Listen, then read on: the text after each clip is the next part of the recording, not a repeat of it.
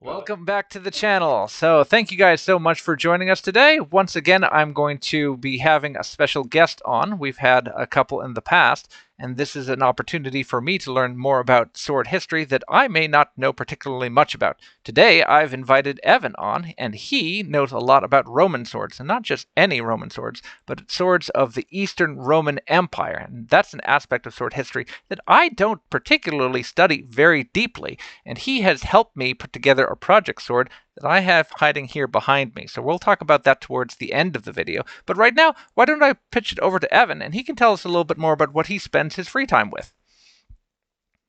Hi, Andy. Thanks for having me on the show.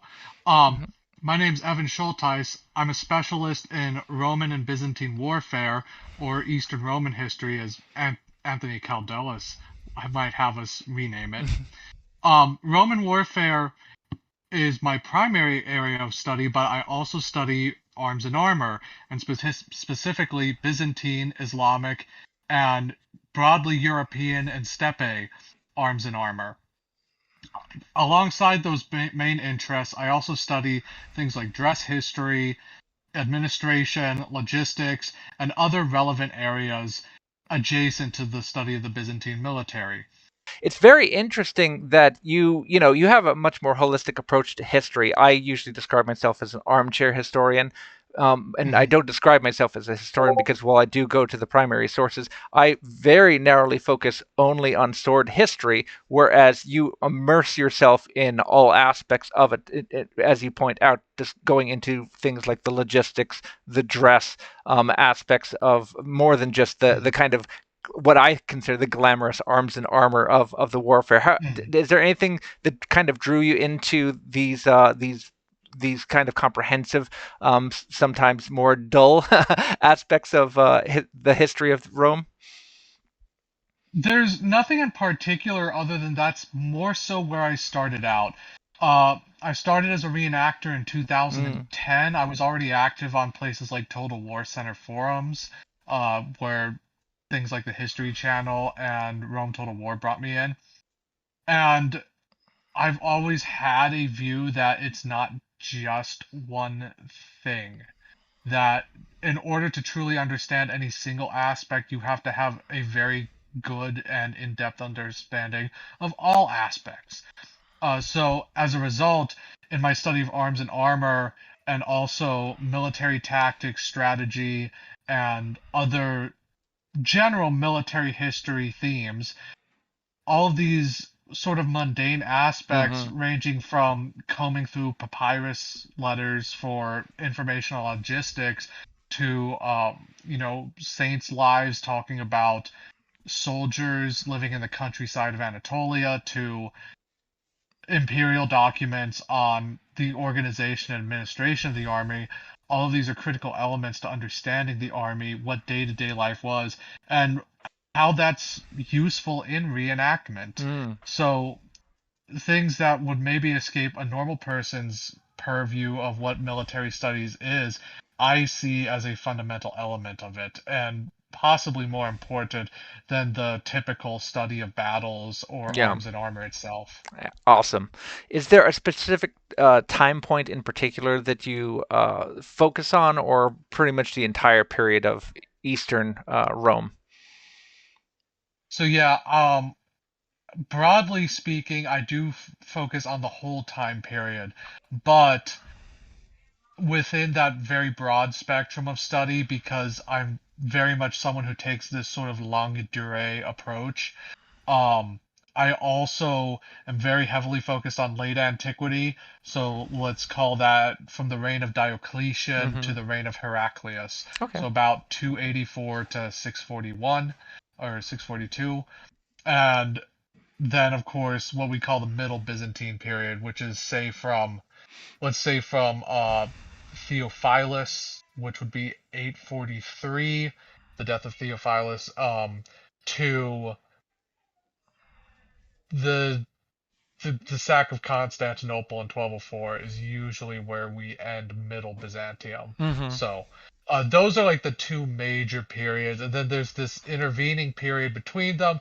And the only reason I don't include that is just because that is what we call the so-called Byzantine Dark Ages, Hmm. where we just don't have good source material from before Theophanes and after sources like Theophylact Simacatta or John of Antioch in the late 6th and early 7th centuries.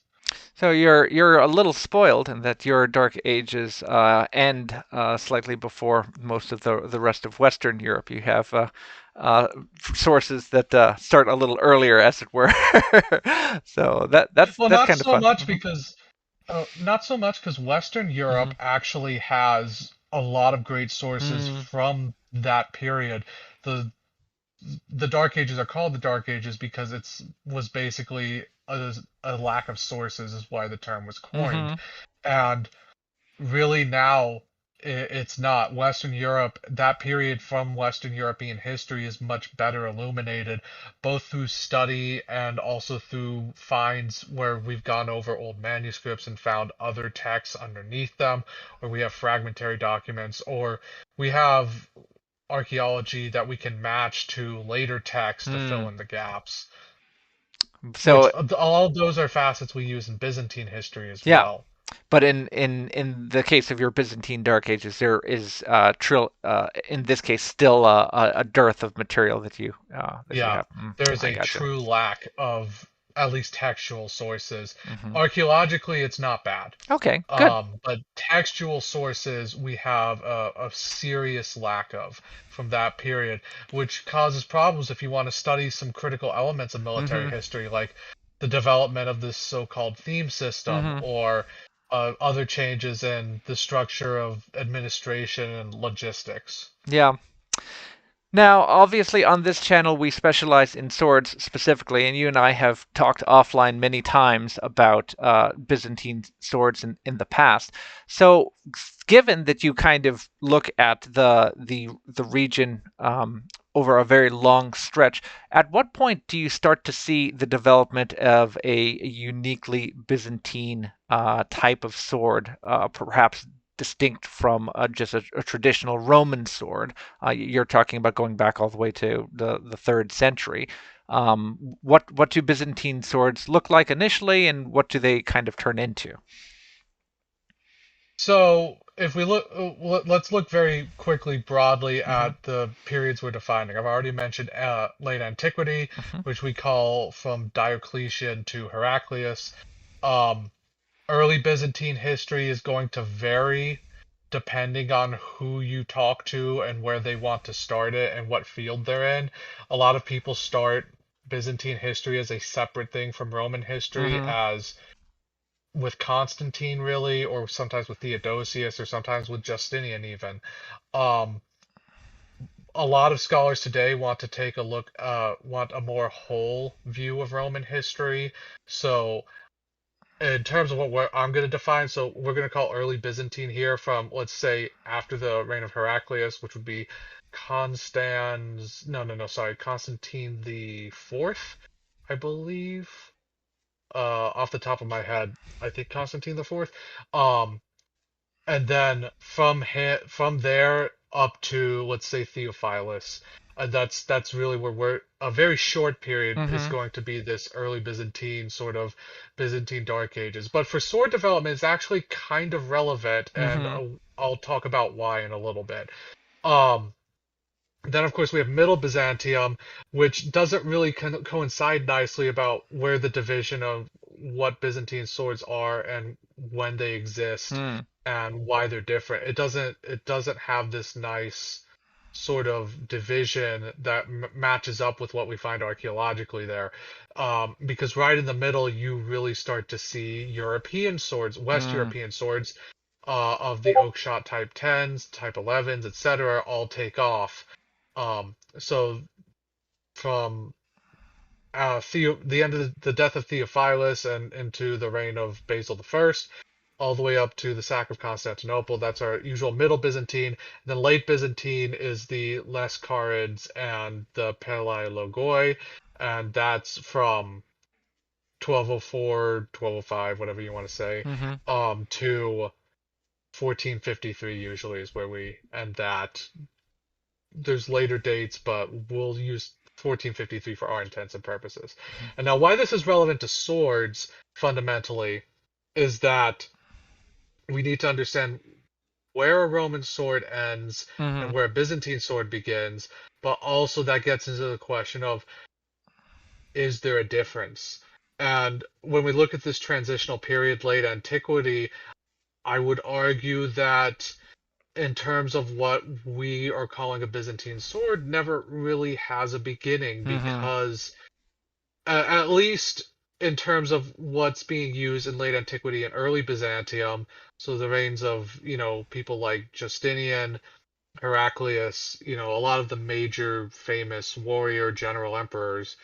I mean, Justinian wasn't, but Belisarius was, and Narses were his two generals. Right. But these famous emperors, like we have Maurice's Strategicon, this is a very critical period that we associate as early Byzantine. But is it really what we're seeing in that period as Byzantine swords? Are they Right. Byzantine swords? And I would say no. And I would say that there is a very consistent and continual evolution that goes Mm-hmm. from the invention of the Spatha by the Romans. The Spatha is fundamentally a Roman sword. It's not Celtic, it's not Germanic. Mm-hmm. It takes from Germanic, Celtic, and Sasanian and Central Asian influences, but what we understand as a Spatha that comes about with the Canterbury type, or Mm-hmm. what's sometimes just called like the Pompeii type Right. Spatha, in the roughly about 70 AD, is fundamentally, and everything that comes after that, that is fundamentally Roman. And so if we look at, so I have here, this is your typical Roman gladius. This is an Indian-made one, so Mm-hmm. it's a pretty standard Reinactor one. Mm-hmm. So we have the somewhat wide, about 4 centimeter wide blade. Usually comes up to about 60 centimeters at the longest for a Pompeii type gladius, right? Usually not longer than that, usually shorter, in fact, more like Mm-hmm. 50 centimeter blade. Um, and this becomes the basis for the Canterbury type of early Spatha. Mm-hmm. And the Romans continue to favor this in swords for a very long time. So if we're going to look at what we would call late antiquity, or for some people the early Byzantine period, the standard Roman sword looks more like this. So this is first half of the 5th century, and you can see some very unique features in a sword like this. So this Mm-hmm. is what we call an Oster-Birkenkamathen type, Mm-hmm. according to Christian mixed typology. Mm-hmm. So this is a very wide, long blade, but it still has a short tip made for stabbing, and it still has usually either a lenticular, hexagonal, octagonal, or diamond-shaped cross-section, but usually lenticular. And this type of blade comes out of an earlier type known as the Lariacum Hormovka, which is very similar. It's narrower usually, Mm-hmm. more like 5.5 centimeters wide than the 6.5 centimeter wide range you usually see the Osterberg and Yeah. Kamathans. Um, and it's usually fullered. And the Lariacum Hormovka comes out of earlier 2nd century Roman swords. And this is one of the two pathways of evolution that we see late Roman swords take. The other comes from Steppe influence. Mm-hmm. I don't have an example of these here, but we have obviously the ring pommel swords come Mm-hmm. in the 2nd century. This is a Sarmatian type of sword, and then we have these longer, also straight-sided, what are usually called Asiatic type Mm-hmm. Spatha, and that's a very broad type. It's really something that needs more work, and I know there is upcoming work on Mm-hmm. this. Um, but these are influenced heavily by Chinese Dao, and they're Mm-hmm. brought over um, in the 1st century, really, by the Sarmatians. We have a really nice one that actually has a lot of these Far East Asian Mm-hmm. influences in the decoration of its scabbard and handle from Roshava Dragana in Bulgaria. Mm-hmm. Um, I'll just mention real fast. You say Dao, but I think you mean Jian, since these are a double-edged type, correct? yes, yes, Okay. Jian. But anyways, my point is though is that so we have these Asiatic type swords, and we start finding these in Roman context. Obviously, we have the shorter ring pommel gladii, but we Mm-hmm. start finding the Asiatic type spathae in Roman context really in the late fourth century. Mm. They really take off starting the 5th century, and then we start looking at Byzantine art like the Barberini ivory, or there's a few other really nice examples. But we start seeing these pommelless, hilted Mm. blades with they're typically very long, about 80 centimeters, and these are Asiatic type spatha. It really seems that the Romans have taken to this type. Mm. And it's because the features of these two types, if you look at the Osterberg Kamatha and the Asiatic types, what do we see? What is it really that defines a spatha? And it's basically the blade has very little taper to it. It Mm-hmm. has a distal taper, right? All Right. blades do. But in terms of the width of the blade, the Romans tend not to like a blade that has a significant taper between its base and its tip. You look at a lot of Viking Age swords, Mm. a lot of them are very straight-sided like this as well because Mm-hmm. they develop out of Roman spathae. Yeah. But as time wears on, and also just depending on the manufacturing center and the culture making it, a lot of Viking Age swords have a significant taper to the Mm-hmm. profile of their blade. And then obviously that taper is critical in a lot of later, not really the Type 10s. It's there in the Type 10s, but in a lot of the later oak shot types, Mm-hmm. especially when you get into something like the Type 15 Right. or the Type 17, the late medieval swords. Um, and why is it there? Because those are swords made for more complicated fencing Mm-hmm. than exists in the early Middle Ages. So why is a taper? And those tapers are present. Significant tapers are present in early medieval ancient swords, but is this really just there is no evidence for complex fencing with these swords? So why do the Romans favor this? And I think there's a pretty simple answer to this. One is there is an element of ease of manufacture Mm-hmm. with it, with a less complex shape. So if you want to mass produce something, there's an element with a less complex shape that's easier to mass produce. I would not argue though, if you've ever actually made swords, that it is fundamentally less complex other than geometrically, and Yeah. there's whole debates about whether or not sword manufacture is being done with Pythagorean geometry. Mm-hmm. Roland Borchese's research on that is Mm-hmm. very interesting, but I'm not 100% sure on it personally. Um, my point is though is that I think the answer is that the Romans needed cutting blades. Mm-hmm. Most of their unlike the Pompey type gladius and to some extent the Canterbury Spatha, um, the Pompey type gladius, why does it develop? And the argument that is being put forward right now for why the Pompey gladius develops is that it was designed to fight other Romans. Mm. Okay. And as you move out of the Roman Principate, you start seeing these swords which you start looking at the kinds of wars Rome is fighting. There's still a lot of civil wars. Right. But you don't see civil wars and battles necessarily on the scale that you saw at Philippi. And you don't see the use of armor, even within the Roman army, as significantly as we see under Augustus through Trajan, let's say. Or really more like Augustus through like I don't know, Commodus. Mm-hmm. Where every soldier in a Roman legion, every infantryman in an auxiliary unit that is, at least in terms of one meant to fight in a line, not skirmishers Mm-hmm. and other more varied troop types, wears metal armor on the torso. And the argument is that the Pompey Gladius evolved specifically because they were fighting people in armor. Mm-hmm. It is fundamentally a chopping blade, the Gladius. It's not a stabbing weapon, Right. but the Pompey Gladius is a very good stabbing weapon, more so than the Mainz Fulham or the Hispaniensis type blades of earlier. When we go back to late antiquity, we look at longer blades Many of them are very wide, as I mentioned Mm-hmm. earlier. The Osterberg and type is this very heavy 6 to 7 centimeter wide blade, and it's a very heavy chopping blade. And I think that it reflects in the kinds of enemies Rome is facing, where you have a lot of iron-poor societies around Rome. Mm. Some of them are using some kind of textile armor, possibly, at least in the Middle East.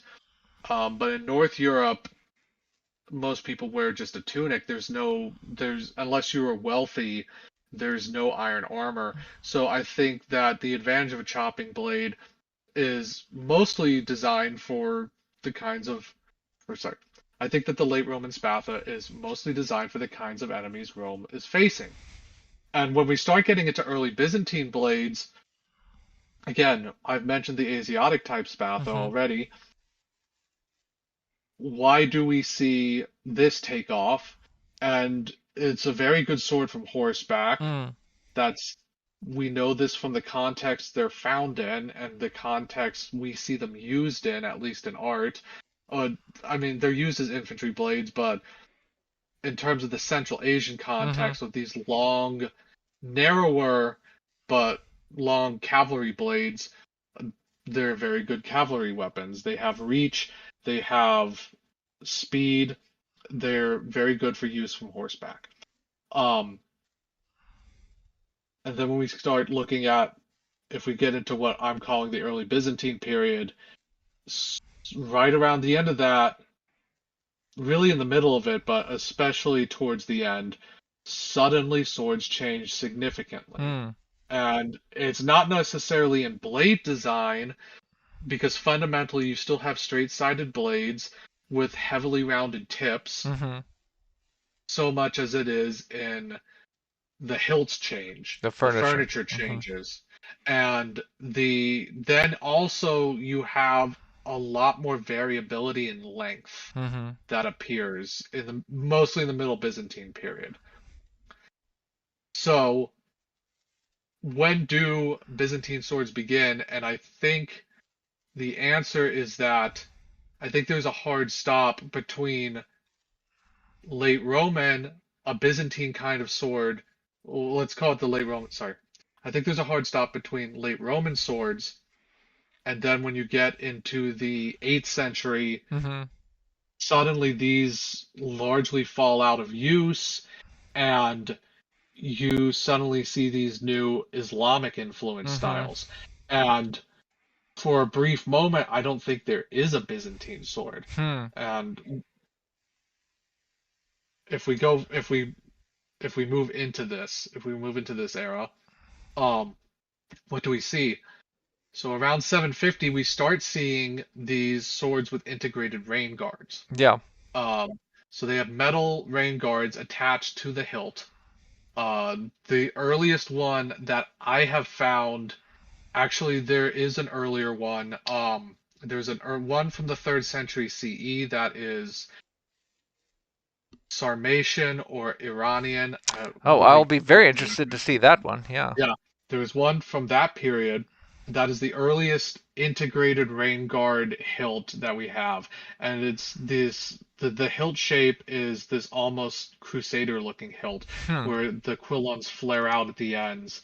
Um, there's similar swords from Sokolare. There's one very well known on a Sasanian dish and a couple of Mm-hmm. Iranian finds of this hilt type as well, and these progress slowly into what we call the Kolked-Corinth-Aradacs type, which are named after finds from those sites, and these are closely related to early sabers.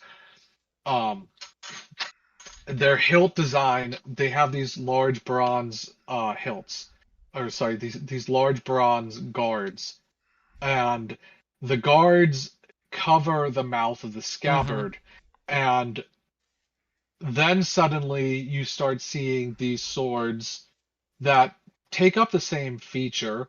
They have the same feature, but they're a very different guard shape. They're a much U-shaped guard. Mm. Sometimes with as time wears on, with quillons, the quillons come on the ends, but they're still very, very short. early style of quillons, right? You don't have long quillons yet, um, associated with fencing swords. The earliest find of this type is from Panjikent, Hmm. just from about 700 CE, and it has a large U-shaped mouth that goes over and fits to the scabbard, which partially survives. Mm. Um, and then in Islamic art, we see it on an Umayyad or early Abbasid dish from right about 750 to 800, um, held in the Los Angeles County Museum of Art, I believe it is. Um, that one is very recognizably what we call this early Byzantine uh, Garabonc type Right. sword, named after a sword from Garabonc in Ukraine. These early Garabonc type swords, which are very heavily associated with the Byzantine military because we see them in a few major Byzantine manuscript illuminations, namely the homilies of Gregory of Nazianzus Hmm. from about 878 to 883, and then, of course, the Menologion of Basil II, which is dated more or less to the year 1000. Um, we see this type of sword. And so it's heavily associated and identified as a Byzantine type of sword, but the actual evidence suggests that this was an adoption, right? Yeah. Like most things in the Roman military, they were keen on innovating, adapting, and this was something they brought in from a foreign culture, just like the swords and features of swords from before, including their own spatha, Hmm. when we talk about Roman, classical and late antique Roman swords. So it's interesting, we're starting to enter the medieval age, and we haven't reached the point where you're talking about the Byzantine swords looking like Western European swords yet, but we're already starting to flirt with the idea that gone is a distinctly Roman sword, and now you have a localized sword that's incorporating design features from more surrounding regions. And you see similar things again, if we're just looking at the medieval period strictly, you'll have a much more diffuse idea of what sword morphology looks like, where you'll have similar sword blades, for example, in a variety of different regions, but then a lot more focus on what the hilt furniture looks like, and that will have a high degree of specificity to the region. So the whatever the locale is, will be interested in making sure that the hilts are dressed in whatever the local fashion is. Yeah. So, and we'll talk about this with West European imports to Byzantium as well, because there's a lot of Viking Age swords in Hmm. what we consider the territory of the Middle Byzantine period. In fact, all of our swords from Anatolia, except for two, Hmm. I believe, um, are West European style blades. Hmm. They are Viking Age swords, and when you look at Viking Age swords, what do we see? We see mainly imported blades, or at least this is the dominating theory, that the blades are imported from a manufacturing center, possibly in Carolingian France, maybe Aachen, maybe a few other sites. There is some local manufacture going on, of course, there always is. Hmm. Um, and then they would take these imported blades and fit hilt furniture to them. We see a similar thing in helmets, for example. Hmm. Look at the helmet of Saint Vaclav, which is made in probably a helmet made in Prague. Um, and then they imported furniture. They actually kind of did the opposite there, where they imported furniture from Hmm. Denmark and fitted it to it after it became a relic. Um, but it's a similar idea. If we look at Byzantine swords, one possibility is yes, they are making the blades. In fact, this is very likely that they are making the blades, shipping the blades out, and then fitting hilts to them locally. Hmm. That mimics what we think is happening in late antiquity with helmets, Hmm. where they are making the gilded foil elements and making the iron parts, shipping them to the units, and then the units will decorate them and then assemble them locally as well. So, and that gets into the question of logistics and this idea of, are there still large scale arms manufacturing centers Yeah. like in Constantinople and Thessaloniki in Nicaea and then in Caesarea Mazaka, which is closer to the frontier in that period. And there's evidence that those are the four major arms manufacturing centers in the Byzantine Empire in the Middle Byzantine period, up until they gradually get knocked off one by one Mm-hmm. as territory is lost. And so we do have this evidence for that. We also have evidence for local purchases, and that's why I think West European furniture comes in. Um, but we still have evidence for unique Byzantine styles, which Mm-hmm. I haven't quite gotten to yet. Garabonc is labeled a Byzantine style, and it can be. Mm-hmm. It depends. The general shape, if we talk about hilt morphologies, and if we're trying to give a cultural identification by a general hilt morphology, obviously matching something to a culture that way in the archaeological record is problematic. There's so much more context and evidence that goes into giving something a cultural attribution, from basically site history, knowing the textual sources about that site, to context of the ground, to associated finds, right? To so if you take something like that, can you call a Garabonc type hilt purely Byzantine or Right. purely Islamic? And I don't think you can. And I think the reason for that is because cultures exchange and adopt things. And if you have other context, though, you can call a specific example Byzantine or a specific example Islamic, Mm. such as what the decoration on the hilt is. Mm-hmm. And we have very clearly Islamic examples of this where they have inscriptions on the hilt taken from passages from the Quran, right? Surahs from the Quran. Um, and this is also true of other, including a uniquely Byzantine type, Mm-hmm. the Galovo type. Mm-hmm. And so, there's four types of Byzantine swords. You have the Garabonc type, then you have the Pliska. It's usually called the Pliska, um, Cherkasy, I believe. Mm-hmm. Sorry. You have the Cherniv type, and then you have the Pliska type, and then you have the Galovo type. And these fall into. He technically puts the Cherkasy and the Garabonc into one broader category, and then the Pliska and the Galovo types as their own. I think that's oversimplified. I think the typological scheme of Byzantine swords is much more complex, Mm-hmm. but I haven't published on that yet. Um, that's coming. It is coming. That is something I'm working on. All right. Well, we'll watch for But it. so yeah, so as we move into the ninth century, we move from the Garabog type, which is an Iranian Islamic transmission, into Byzantium, and we look back at the steppes.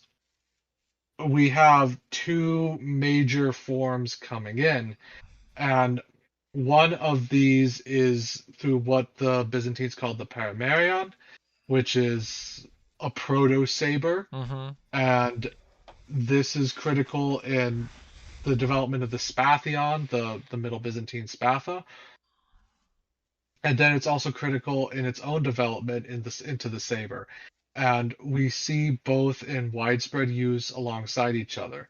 Um, Parameria probably have a direct connection to what Vegetius calls a semi-spatha, which we know from later Carolingian sources that mention the semi-spatha is called that because it's single-edged. Um, which this is T. Salmon's hypothesis, and then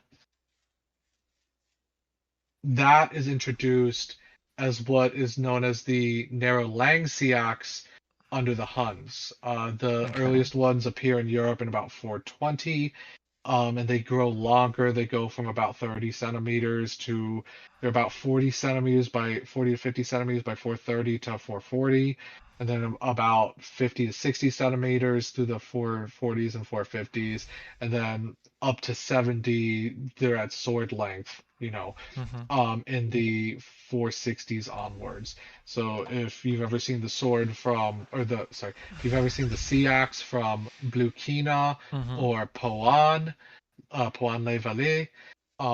This is the Hunnic narrow Langsia axe, although in a post-Hunnic form.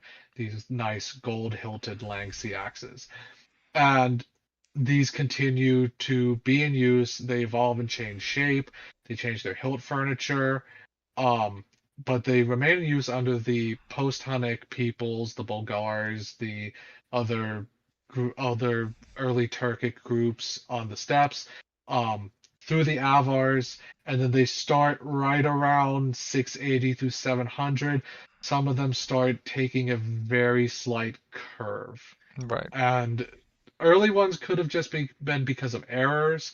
When you quench a sword, that happens sometimes. The blade takes it either warps or it can take a curve to it, and they might have started as production errors, but they were popular. And why were they popular? Because fundamentally a curved sword solves the same problem that a leaf-bladed sword does, or a wasted sword does, which is it maintains cutting depth through the draw Mm-hmm. of the cut. That's why you use a curved blade. Um, and the hilt furniture on this initially does not borrow from the Kolked-Aradacs Corinth type, Mm-hmm. but as they grow longer and start really coming into use as weapons of their own rather than as a companion with a spatha, an Asiatic type spatha, they we start seeing the spatha hilt furniture applied to it. So we start seeing these large bronze hilts, which become iron in early sabers, and the shape of the quillons changes. They go from this sort of almost bat symbol shape, if you've Right. ever watched Batman, to they have large circular lobes. And then after that, you start seeing knobs, like knobbed ends, um, nice spherical shape.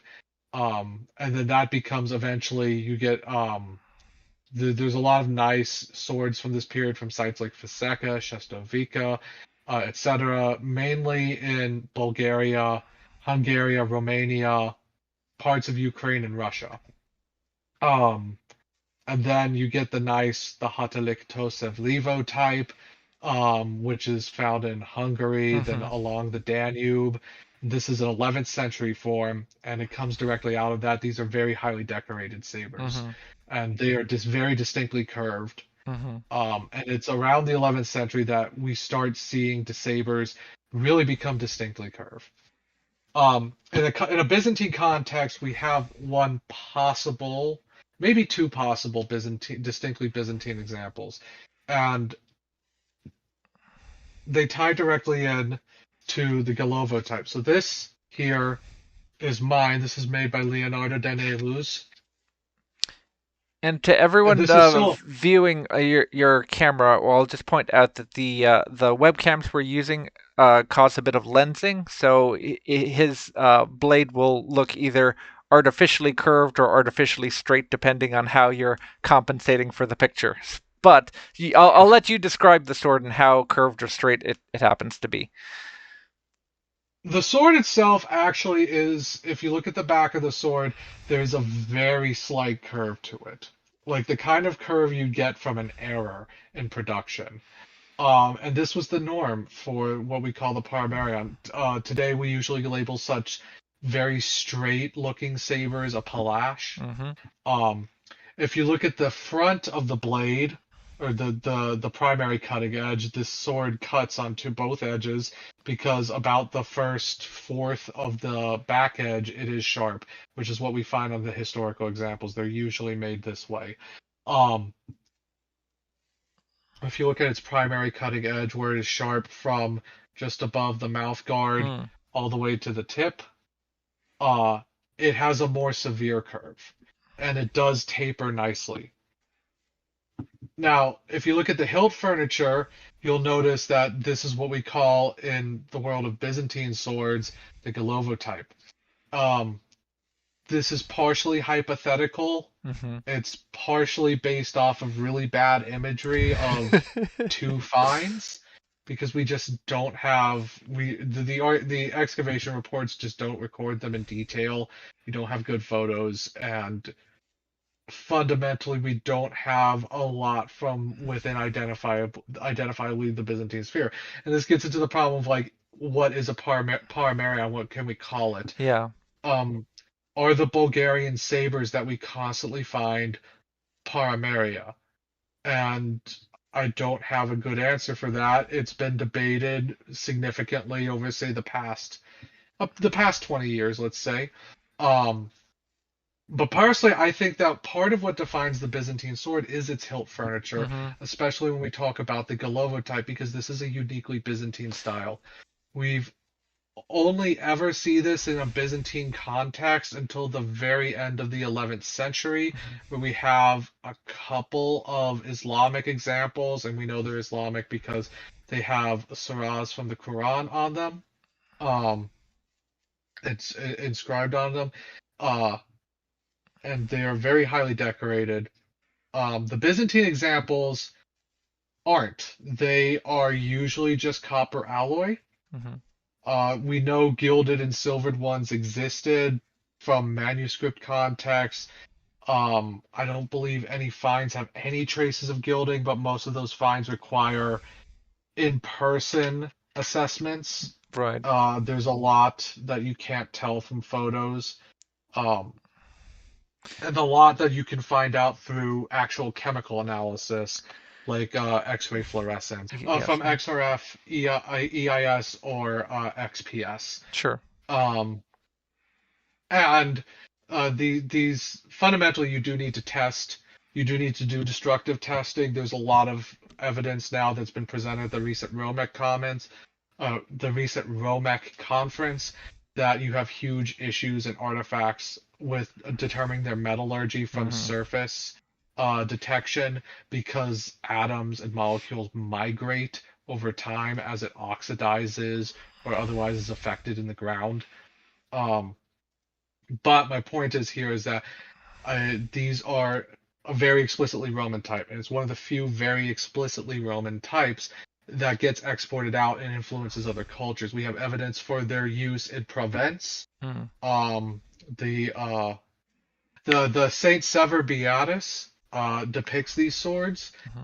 and that shows a lot of heavy influence in depicting warriors from Andalusia, Hmm.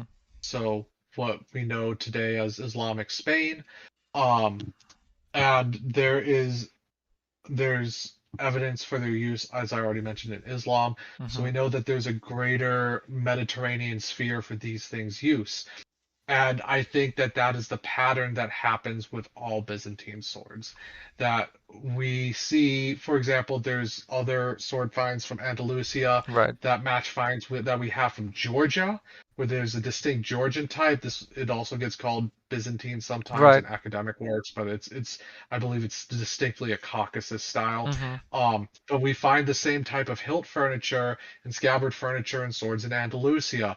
So when you have this broad cultural transmission, we talk about sabers here as well. Um, what do we call a Paramerion? What do we call a Byzantine sword?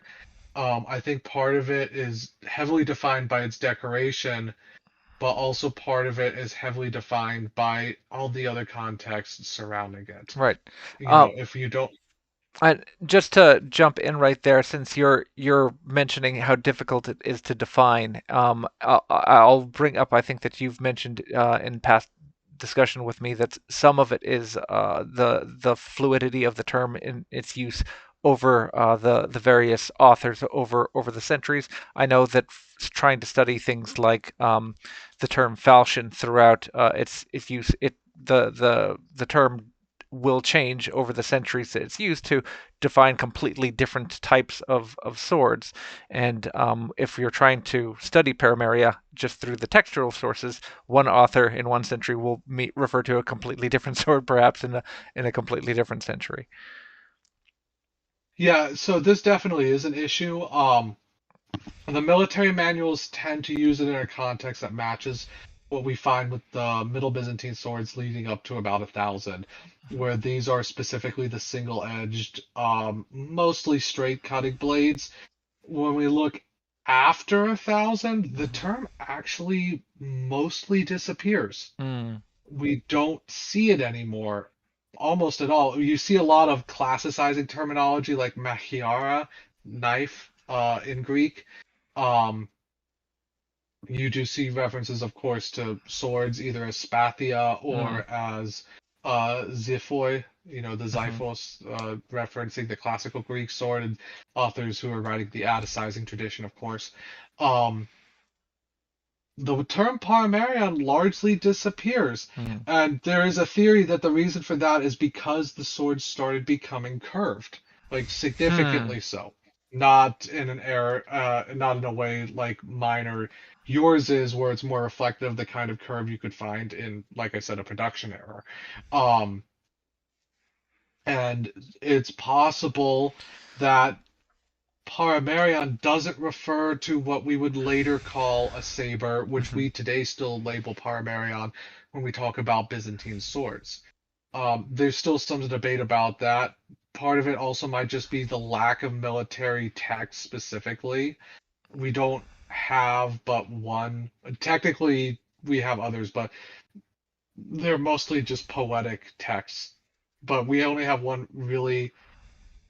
Sorry, excuse me. We only have one 14th century manual that survives by Theodore Palaiologos, who was Marquis of Montferrat, and he writes in Greek and Latin, but only the French survives. Mm. So we don't know what terms he's using and in the original Greek, and he's also discussing a style of armament that is pretty much entirely in congruence with 1330s Italian armament, and Italian style fashion. So, is that gets into the broader problem as well. Like, does Byzantine arms and armor even exist by that point? Right.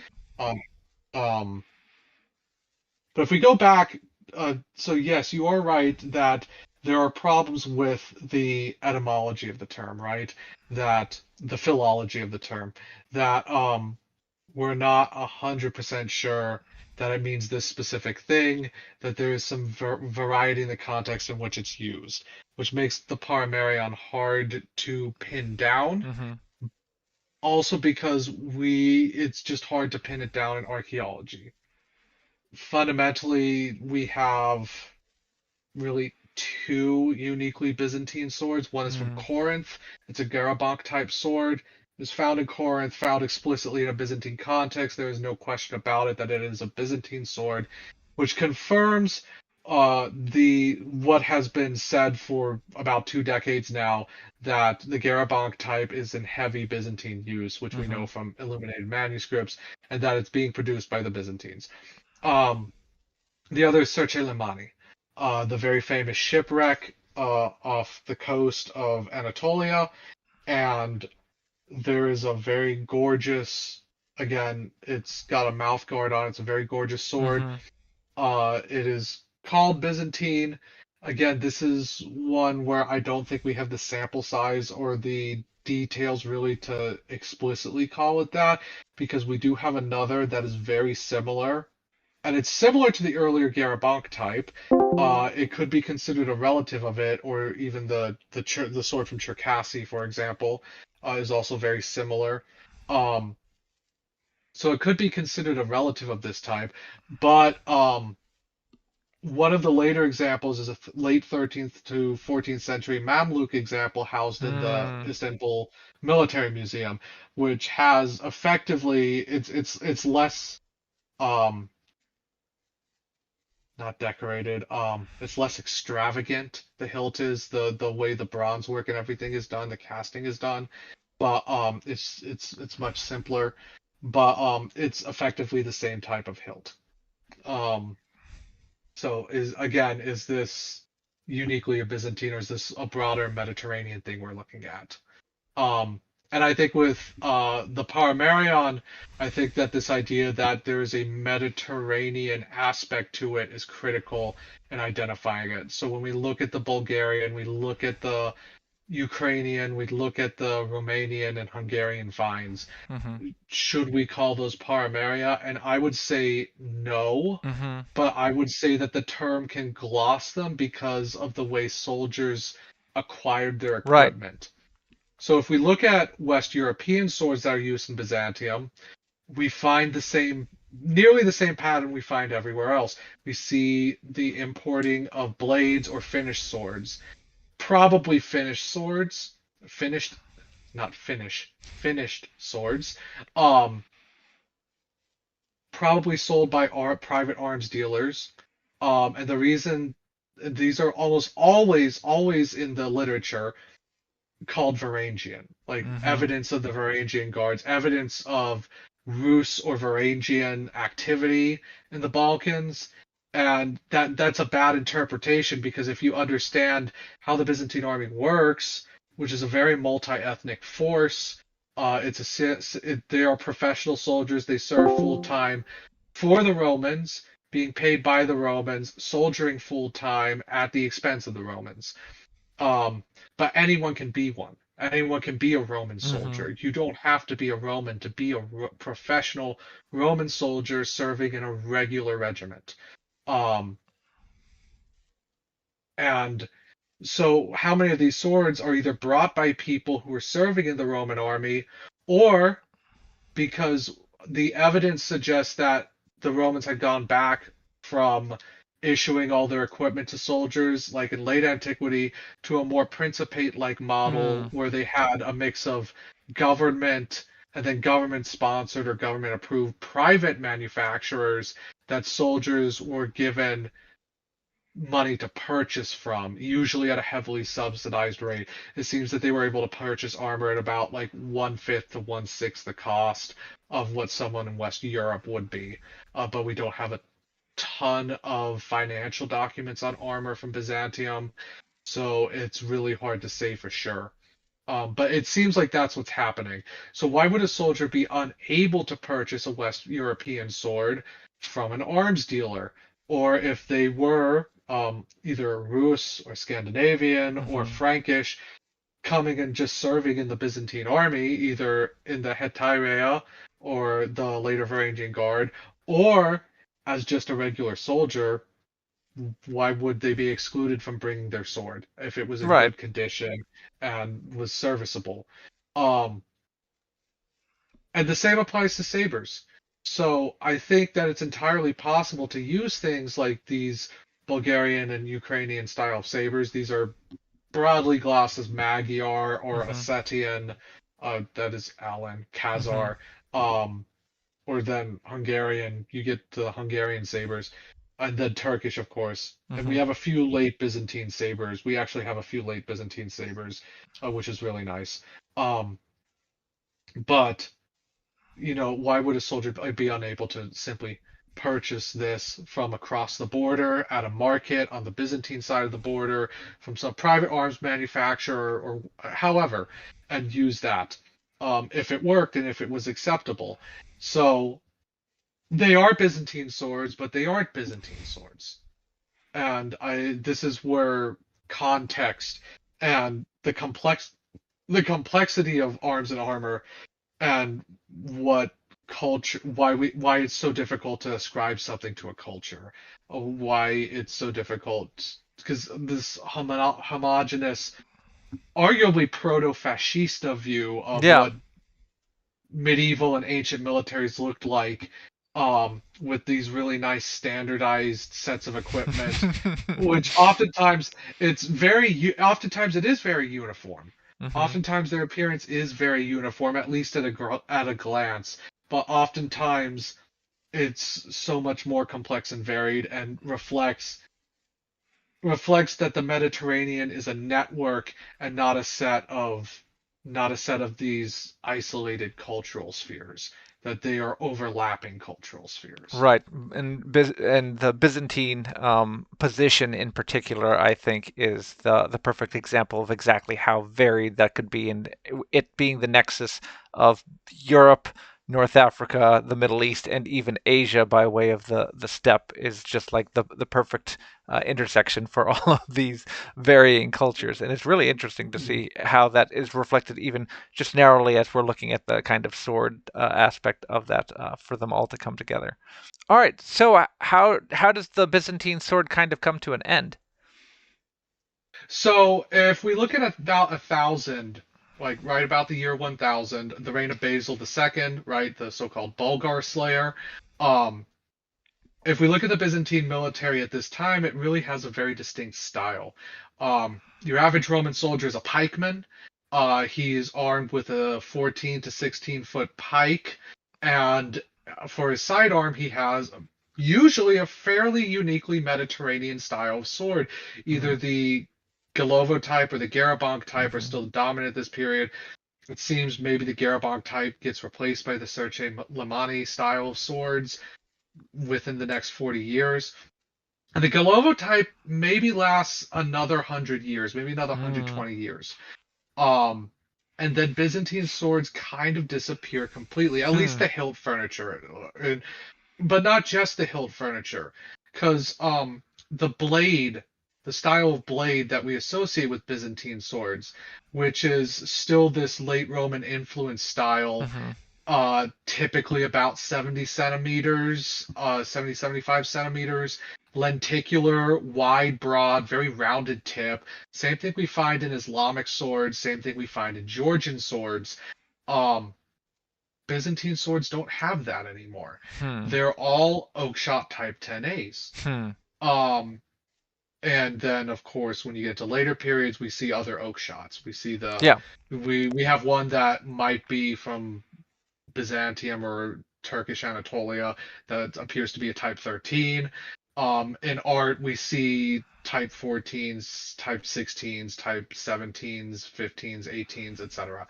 Um, all very clearly West European blades, and eventually West European hilt furniture as well. okay, For a while, there is a West European fusion where it's clear that they're doing the same thing other cultures did, and they import these Type 10A blades, like we find at Pernik or in the Ruse Regional Museum of History, and then they're fusing the integrated mouthguard onto it. mm, Um, so if we still see this uniquely Mediterranean style of having the integrated rain guard that covers the scabbard mouth on the hilt, but it's a West European style of hilt.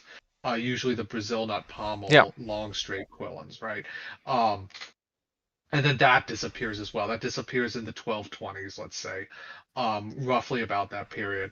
And then when we look at later Byzantine swords, there's some evidence that maybe a couple of pommels, particularly Oakshot's Type R pommel, and then these, they're not glossed under Oakshot. He wasn't aware of them when he wrote his right. typology, but these four-sided pyramidal pommels, like the one at the Kunsthistorisches Museum in Vienna, um, might be Byzantine, or point towards these hilt fittings are Byzantine manufacture, and they might be also be making what swords in the West European shaped blades in the workshops of Constantinople and Thessaloniki. By this point, Caesarea and um, Nicaea have both been destroyed, captured, and their workshops destroyed and looted by the Turks.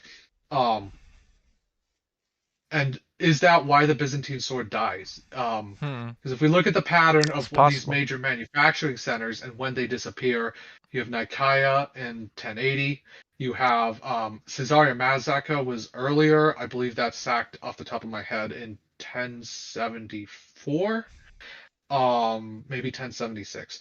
Um, so you have Caesarea Mazaka first, which is also that's a huge loss of iron mining and the iron industry for the Byzantine military in that region, the Taurus and Anti-Taurus mountains. Then you have Nicaea. Then in 1185, the Normans sack Thessaloniki and destroy its arms workshop there. And then of course you have Constantinople in 1204. So, And so the kind of watching the retreat of control of Anatolia kind of tracks with the loss of the uniqueness of the the Byzantine sword. I think that is a critical element. And I will say there's one other element, which I think is the return of the rise of iron armor. Mm, Um, because these wide cutting blades are designed for dealing with people who mostly don't have iron armor. I mean, you don't target armor with a sword, right. right? You're still targeting fleshy parts of the body or trying to get around someone's shield or whatever else works in combat. Combat is a very hectic thing. Um, but when the rise of the West European sword reflects the development of a defined fencing system to some extent that exists at least by the 1200s. Hmm. But also it reflects the rise of armor. You look at these swords that are specifically designed to deal with armor, like the Oakshot Type 17, which Hmm. has a hexagonal cross section. It's a very, very point heavy blade, really in many ways seemingly designed to deal with the gaps that you'd find in late 14th century plate armor when this Yeah. type of sword is very popular. Um, so I think that the death of the Byzantine sword occurs for a mix of those two reasons. You have the death of Byzantine manufacturing as sites are destroyed and looted. That tradition, that generational knowledge is lost to the state and to the region. And then you also have changes in fundamental changes in warfare and how Hmm. war is conducted, especially from horseback, but also for infantry, um, that come with West Europe and fencing and sword fighting in particular. Excellent. Awesome.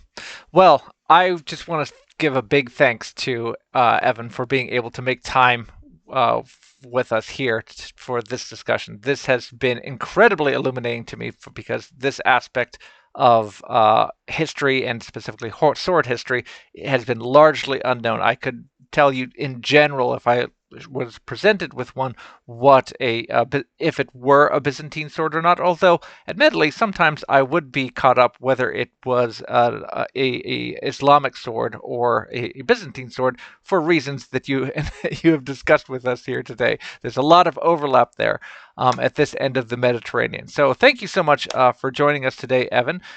We might get lucky and have him come back on for an additional video as follow-up. Is there anywhere that folks can catch more of you if they're interested in hearing more about what you have to say or see what you're up to? Yeah, there are. Currently I have three papers going through the editing process, two of which are on helmets, one on lamellar armor, and I have other papers I intend to finish out and have submitted by the end of the year. So, in various either edited volumes or academic journals, my work should start appearing next year or the year after that. Um, in the internet space, of course, I'm on Facebook, Twitter, well, formerly Twitter, Blue Sky. Um, Reddit even, and then I have my own Patreon where I post a lot of my thoughts and my research, or at least preliminary versions of my research for subscribers, and then most of which becomes free after a certain period of time, of course, as well, because I'm a big believer that education should be accessible to everyone.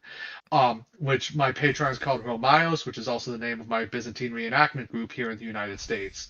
So if you'd like to hear more from me, then please look at the links below. And then of course follow and subscribe Andy.